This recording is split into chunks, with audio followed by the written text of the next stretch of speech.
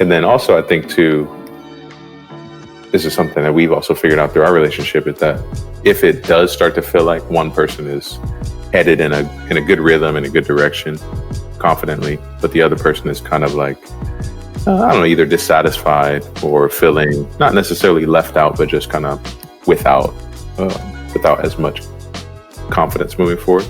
I think also, that person that is feeling a little bit of like meandering in life, it's their responsibility to do whatever they can to try to articulate that, and try to articulate exactly where they actually would like to be.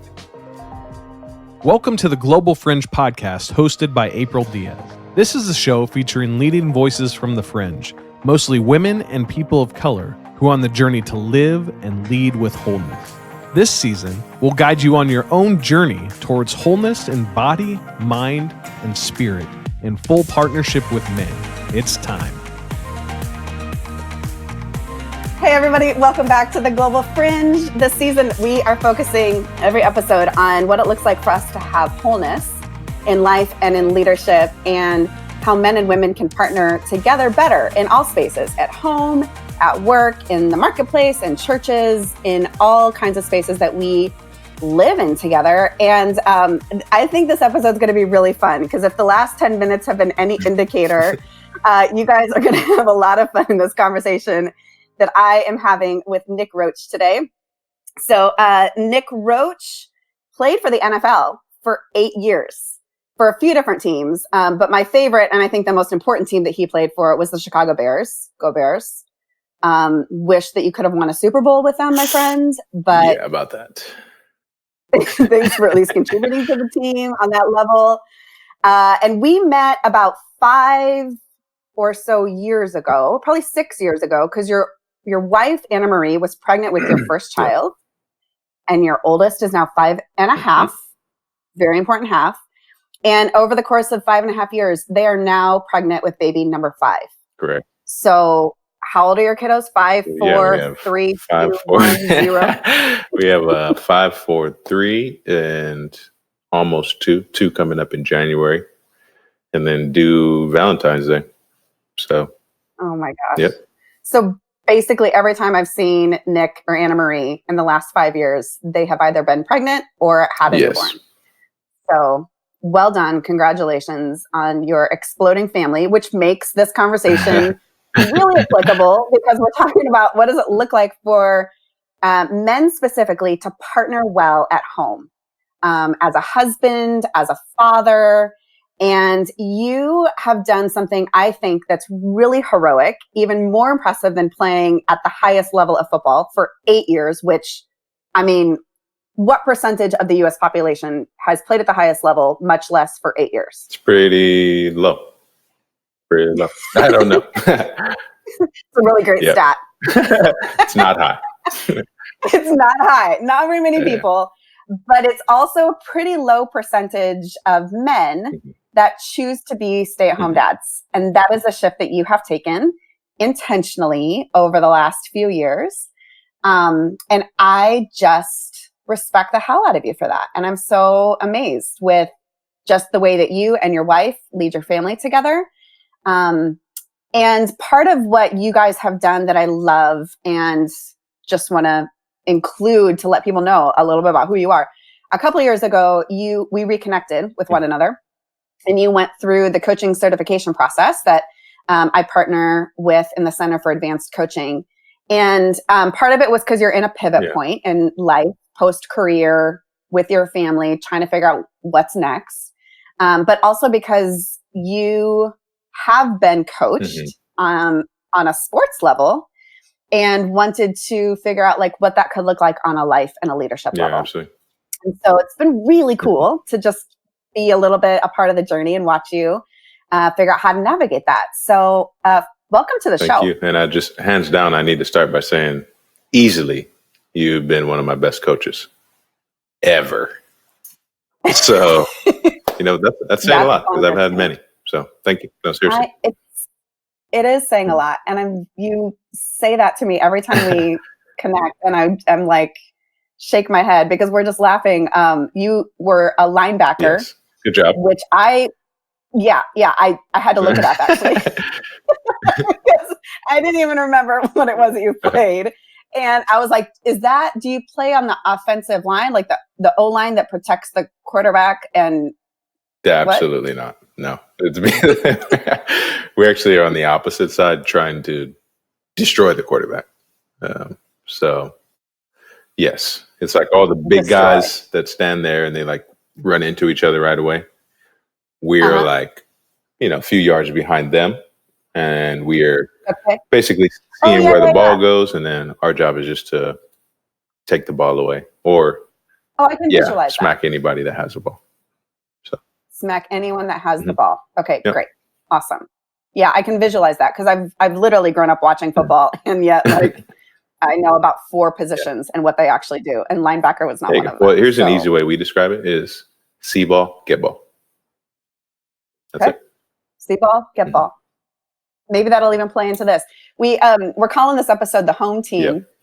And I was going back and forth with Nick about like what would be a really great way to like title this, to like tie it all in together. And I was like, hey, how about if we call it the X's and O's of parenting at home?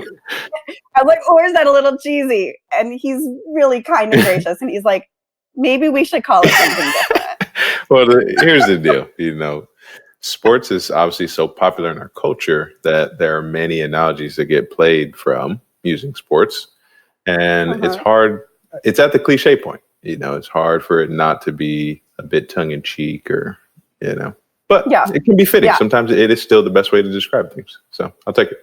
Yeah. I was talking with a coaching client just a few minutes ago and I told her about and you changed your life. And we're wrapping up our coaching contract. We're like, she's finishing up these mandates that we've achieved. And I was like, so we're rounding third base and we're sliding to the finish line. And she was like, I think you just mixed sports metaphors. So then we talked about slam dunking a basketball in the end zone and all of that. All the fitting analogies. So yes, sports analogies are very popular and sometimes we don't understand them and we mix them up and they're not helpful anymore. So we're going to be helpful talking about the home team today because I love how you're partnering at home with your wife, with your kids, and the intention, the specificity with which you are going after that as a husband. So you are how old? 34. 34. Former professional athlete. Still work out, I think, probably. Take Hashtag no dad bod. Oh, no dad bod. Good. You are a strong Black man.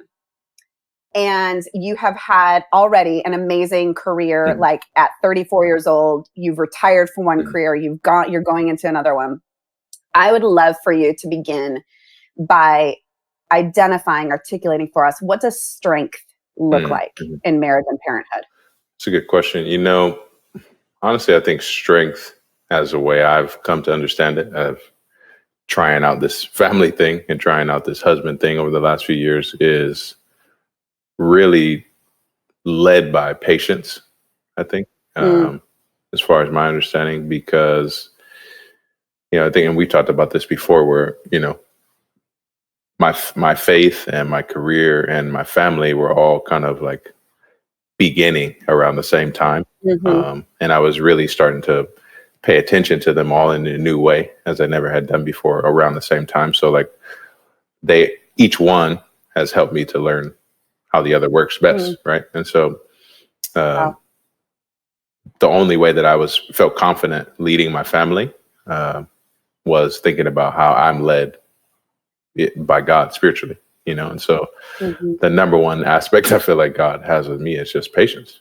It's patience and the bigger picture being at the forefront, and so I think that strength in terms of the home looks like,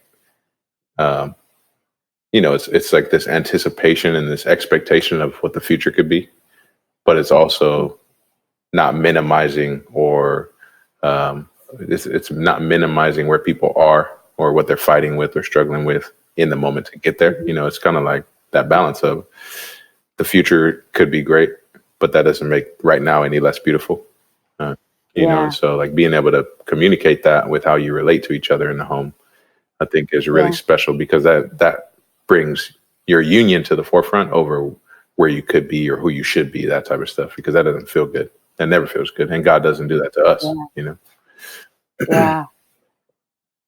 So I think that even brings up some thoughts for me around toxic masculinity. Mm. And I would guess, being in the world that you were in before, that there was a bit of that. Hints. Hints, hints. And that's different from what you just described in partnership, in patience, in submitting to God, in like being present for your family. So how have you like intentionally fought against toxic masculinity? What does it look like for you to kind of repel that, or, confess that, or, get that off of you, so that you can be truly strong? Sure. I think, first of all, it's just recognizing the entirely different intent between the two. So I think we even talked about this when I was getting trained a few years ago, and you asked the difference between like the coaching you experience versus the coaching you're learning, right? And it's like, it's actually totally different, because the coaching that I've been exposed to for a majority of my life is all performance based, and all of the mandates, as we call them, are based on what the coaches want for you, and so totally different being in the home and being in this field of service, where the mandates are actually coming from the people you're serving, and the like desired futures and expectations are coming from within.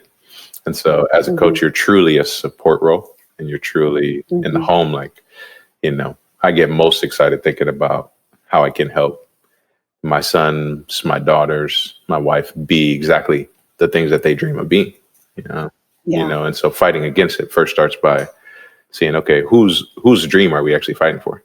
Is it about what I want my family to be because I'm the man? Or is it about me listening to each member and figuring out how that makes sense in our bigger picture, and how we can, go after it together? Yeah. Yeah. So what does it look like for you to support your wife's dreams specifically, and your kids are, beginning to maybe discover them, or, they want to be an astronaut someday, or they want to, be a princess, or I don't know. But like, what does it look like for you to support the dreams of your wife and your kids, even when it costs you something? Sure. So probably number one is, it's not profound. It almost feels silly to say it, but you listen, listen and be curious, and, really giving them the respect of like putting my expectations or assumptions aside for what they could be or what they should want, and literally trying to hear what their hearts are saying, and with the kids, of course, it's one day it could be that astronaut, or one day, like my son said, he wants to be a window fixer, because this window service guy was there, and he just loves, like doing stuff with his hands. And so, but trying to help him to hear what his heart is saying when he means like, okay, I just love to do things with my hands. Okay, well, how can I get him in situations where he's learning to build and fix and construct? Or Anna Marie, a few years ago, she talked about, ever since college, I wanted to go back and do massage and like learn just the skill of doing massages. And so immediately for me, that's like, okay, great. So what do we need to do to make that happen?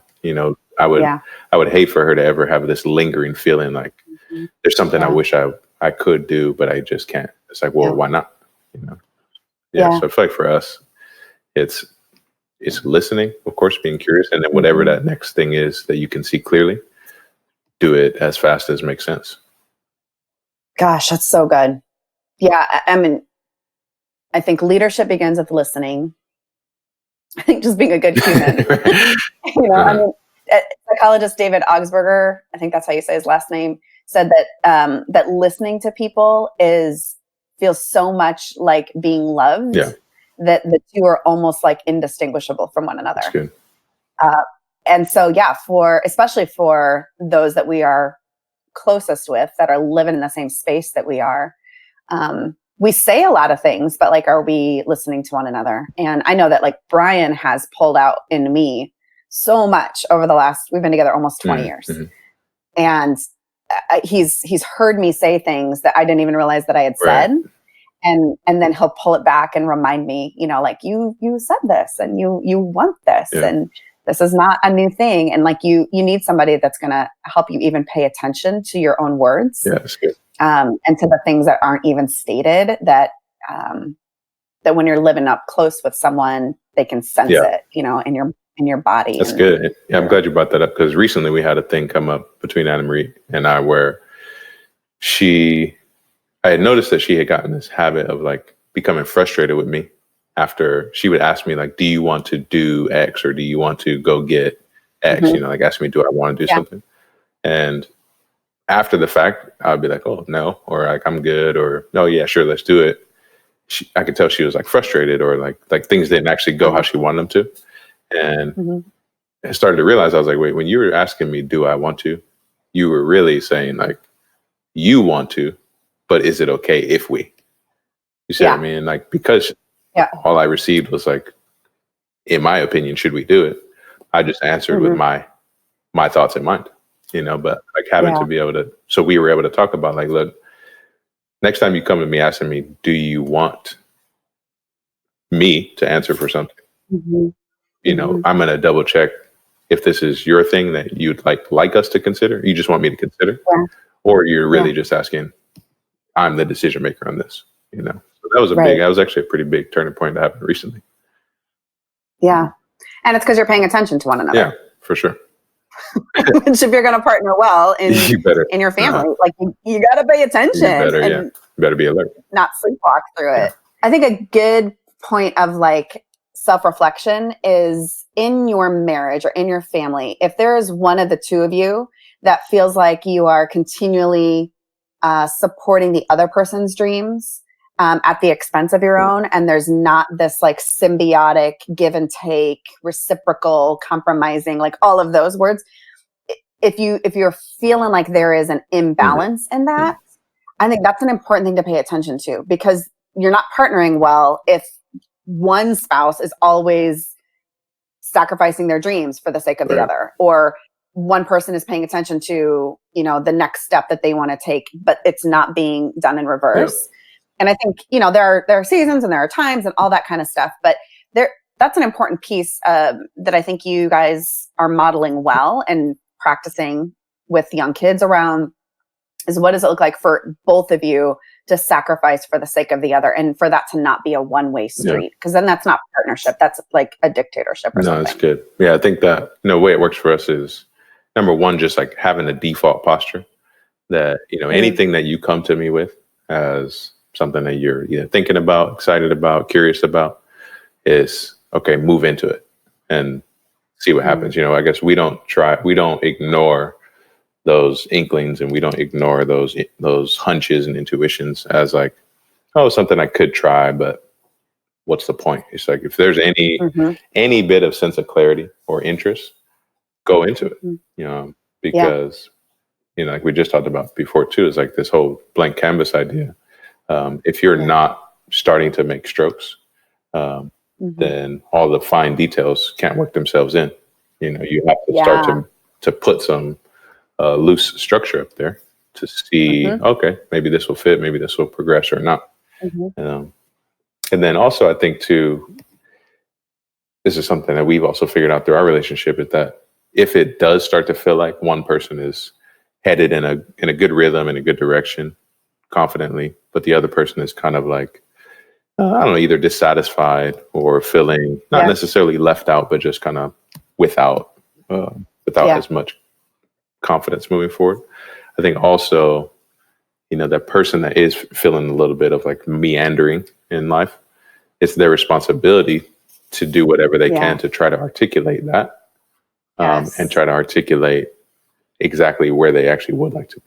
Because I found that in our relationship, a lot of the time was just either I or Anna we weren't spending enough time trying to figure out where our frustration was coming from, and then we just focused it toward the other.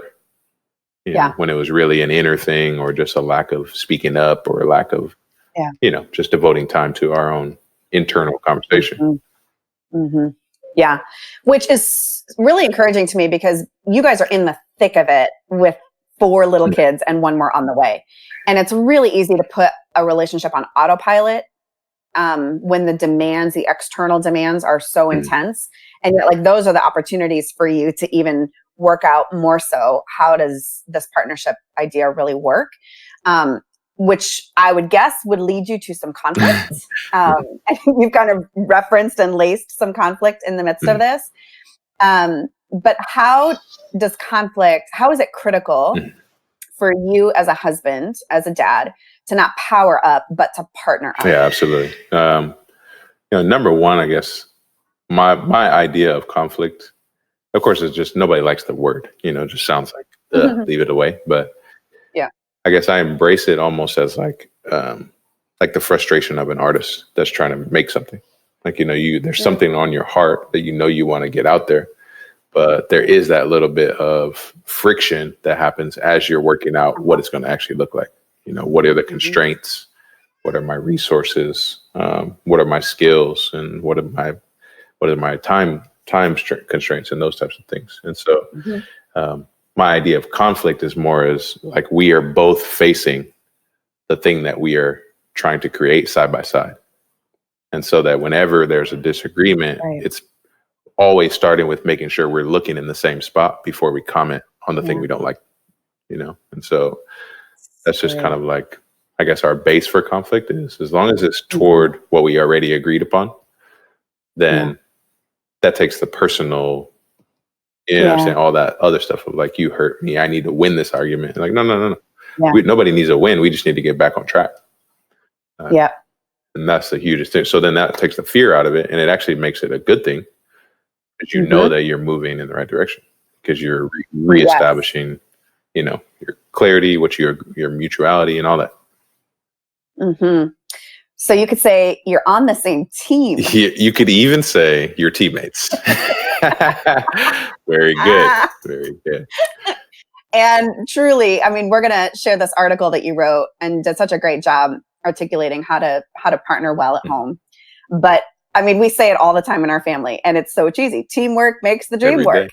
Like, dude, we can get the house cleaned in record time if all of us pitch in, instead of it just being me, or if you all fold your laundry, then I don't have to fold it all for you. Like there's such a sense of like, when we put our hands in the middle and say yes to the same idea and mission, and we're heading in the same direction, it changes the nature of conflict. One of my mentors, Nancy Ortberg, who was on last season, did an incredible episode with us about leadership. And one of the things that she says is that conflict is the only pathway to intimacy. That's good. And I grew up in a family where conflict was not on display, was really avoided, or it was bad. It was big and loud. Instead of seeing like, what does healthy conflict look like to lead towards a deepening relationship with each other?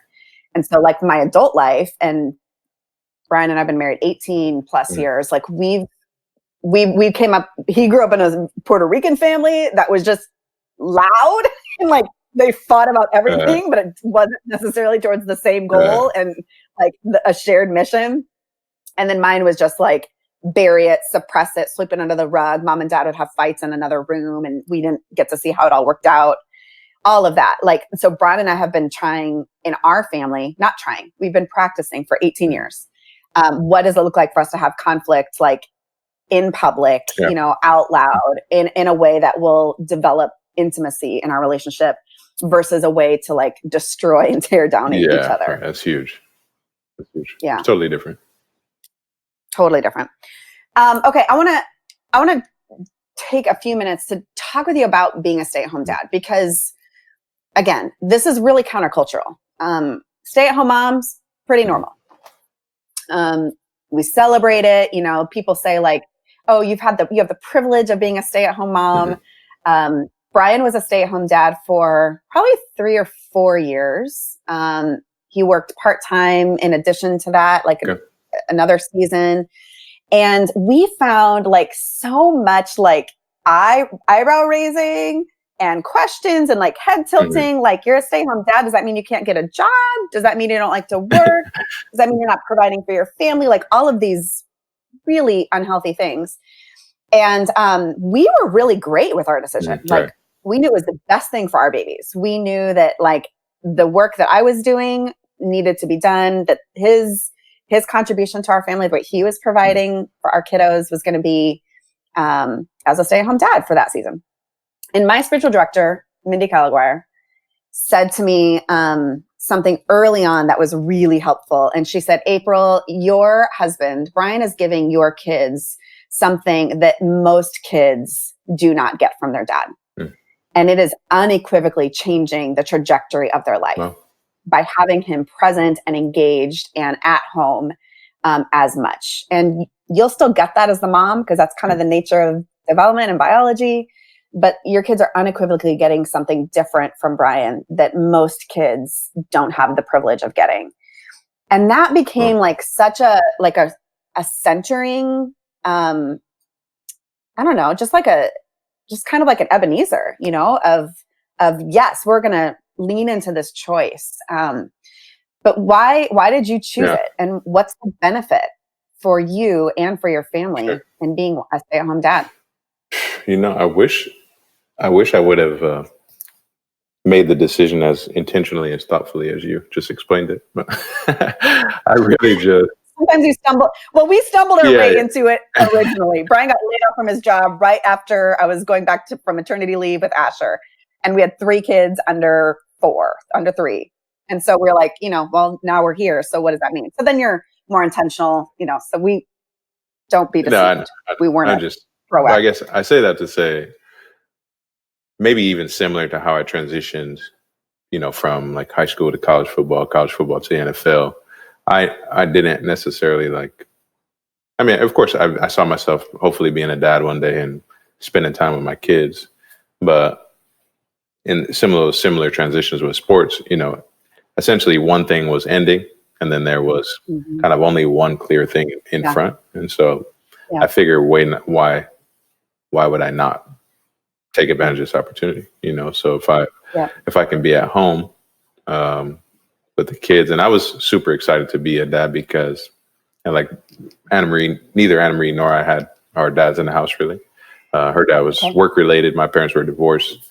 And so, you know, I would always think about as soon as Anna Marie got pregnant with our first, I would always think about what my dad must have been thinking when, you know, when my mom was pregnant with me and my sister, or like, you know, just like putting myself in and really having a good relational point of like what his shoes must have been like. And then when the baby was born and then like being a month old, and I'm like, you know, I was just so curious of what it felt like to be a father and to like see all those developments and like, you know, and what does it mean? I seriously almost got like stressed, almost like an inadequacy stress of like, I'm supposed to teach him how to be a person. And, you know, so that kind of pushed me into this whole like personal development regimen of just like, dang, you have to be like so well versed and have wisdom in so many areas to give your kid a chance to like be able to make decisions well, to, you know, and then throw in the spiritual aspect of raising them with spiritual awareness and all these types of things. So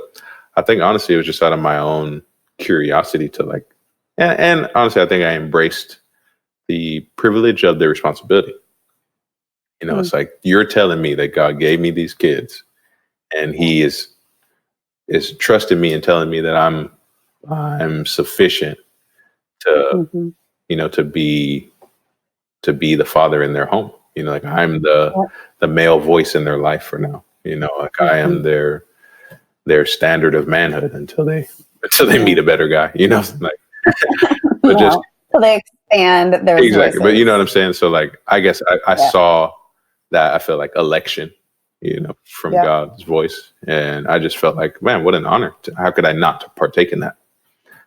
And especially, you know, since we were able to do it financially because of football, and there's nothing pushing me out of the house. I couldn't justify just coming up with something so that I wasn't at home, you know. It's proven to be easily like, you know, just the coolest part of my day every day.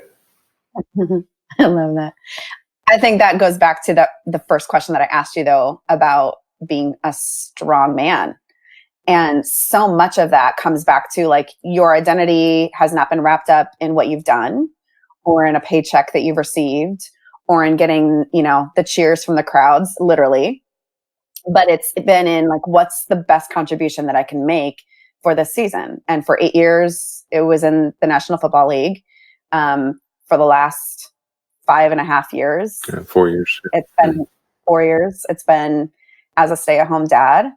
And so there's real wisdom, I think, in how you're engaging and like leaning into those different periods of time, because these are things that you get to do. And you could have found another job. You didn't need to, sure. But like you could have just jumped into it because it was like, well, this is what I'm supposed to do. Right. Or I need my ego validated in order to like prove my manhood. And I think that it's why I wanted to have this conversation with you, because your story is unique. Like we said, there's very few people that have done what you've done. But in the uniqueness of it, there's a commonality that I think for all of us, we can learn something from, to engage at home in a way that's just much more restorative. And I love Mother Teresa saying, if you want to change the world, go home and love your family. Yeah, right. Mm-hmm. Gosh, you're doing it. I should say too, around the same time where, we did, Anna Marie and I had the privilege to go through this like transitional program. Probably, I think before we actually were done playing. I think I had another year or two left, but it was like a pilot of this like year-long transitional service where we got to meet with like an executive coach for a couple of days. And then we had people walk with us for some months, check-ins and all that. And I think during that time, I recall hearing a quote by Billy Graham. And I'm not the like super religious dude from childhood. So I just heard of Billy Graham like a few years ago, Yeah. And I just remember hearing him though, like hearing of course, his reputation. And they asked him, like, what if you could have done anything differently, what would you have done with your life? And he just simply said, I would have preached less, I would have read more, and spent more time with my family. So only knowing his reputation, I'm like, yo, if this dude said he would have done less working, spent more time developing himself and spent more time with his family, then, how could I not heed a warning like that, because if you listen to outside opinion, they would have wanted him to preach more or save more, revive more millions of people and all that type of stuff. But, he was able to reflect enough to be like, yeah, I probably could have actually done a little bit less of that. Totally. I am a strong believer that your whole story matters. Yeah. And so, the fact that you didn't grow up with your dad in the home, that you've had an opportunity to play at the highest level, you're able to stay at home as a dad now and to rewrite that narrative and create a different future for your kids. Like all of that is connected to one another. And you've talked about paying attention and being curious and listening. Like those are all things that guide you towards creating a canvas that is really in alignment with who God has created you to be. And so it's just really, it's really good. It's really important work. Last kind of major question for you, and then we're going to move towards questions I'm asking every guest. But you did get certified as a coach a few years ago, and we've kind of wrapped coaching into this whole conversation. But how has it impacted your home life and partnering?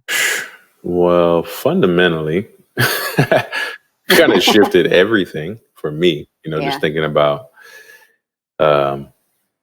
giving me a way to think about like an approach to the future. I guess I could never really put my finger on how I just ended up, quote unquote, like doing things that other people dreamed of doing. And I was like, man, how does this take place? And so coaching for me, of course, it just gave me like a good lens of like, okay, this is like how change happens, or this is how futures are created and experienced, and how they're lived into, number one for me. And then secondly, how to just come alongside people. I feel like the coaching thing, I remember telling friends as soon as I went through it, I was like, bro, this has nothing to do with a business to start as much as it is like how to just be a better relational person. Like how do you listen to people? How do you stop trying to give your best advice, even when people maybe ask for it, And how do you like help them understand what they're actually saying so that then they can choose whatever they feel is better. You know, like those to me were just like almost fundamental relational skills. I would throw those in the same category as like, you know, same reason we don't teach like money management and stuff in schools. It's like, I don't understand why we don't teach this depth of relational, you know, connection skills in formal education, because these are the things that make relationships not just closer, but also move into somewhere. I love that. And I was just trying to think of a joke about the fundamentals of the game, and I literally don't know it. You could say we put the fun in fundamentals. I was thinking of like dribbling a ball, and then I was like, that's not what you did. No. Stretching is a fundamental. Oh, that's good. So we are going to be doing several more trainings for coaching certification in 2020. And I love that you're a great example of somebody who went through a training that was designed for spiritual leaders. You're not a pastor, you don't work at a church, you don't run a nonprofit, but like you see yourself as a spiritual leader, and you see yourself as wherever you put your foot as a place for you to see more of heaven on earth. And that is exactly, I mean, in your home, in the coaching clients that you do work with, that is why you said yes to that. And I think that that's really good and powerful. So, all right, my friend, I've got 3 questions that I ask every single guest in this season. And so I want you to give me your quickest, like 60 seconds or less, gut reaction to these questions related to our wholeness and our partnership. Okay. First one, what does it look like for women to be warriors?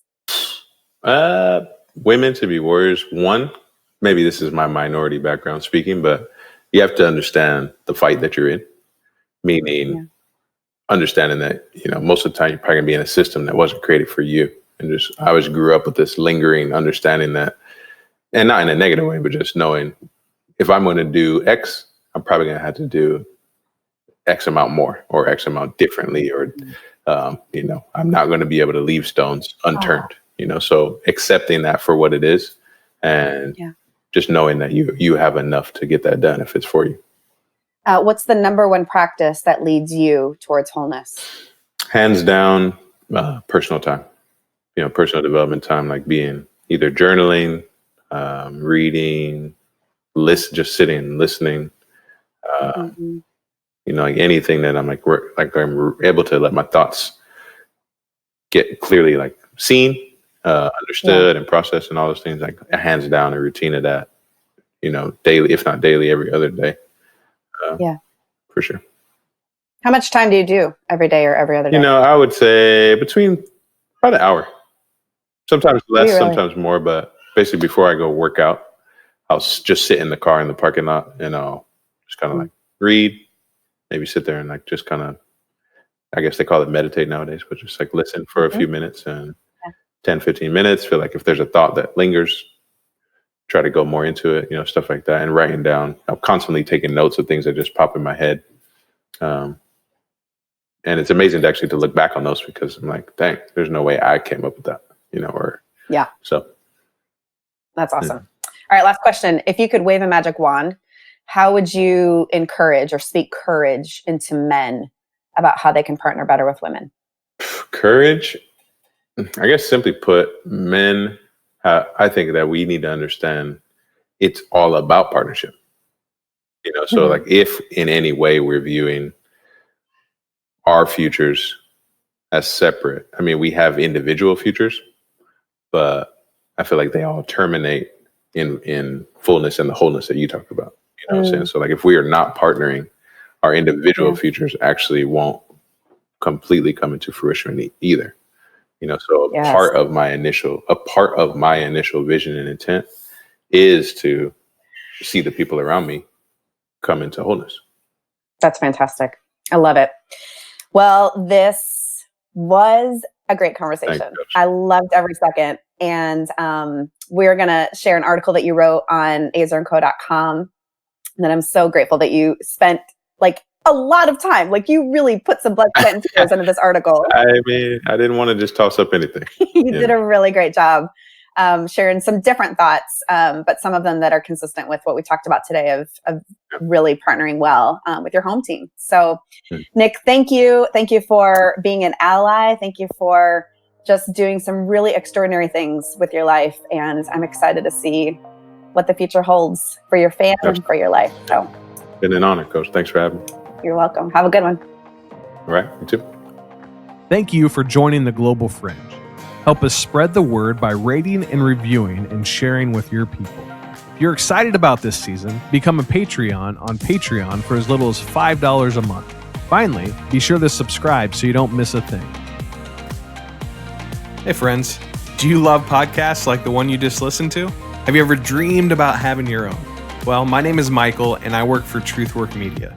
We believe that everyone has a story and every story deserves a podcast. Let us help you get started. Look us up at www.truthworkmedia.com, fill out our questionnaire, and I'll schedule a time to talk. It's really that easy. Truthwork Media. Everyone has a story. Yours needs a podcast.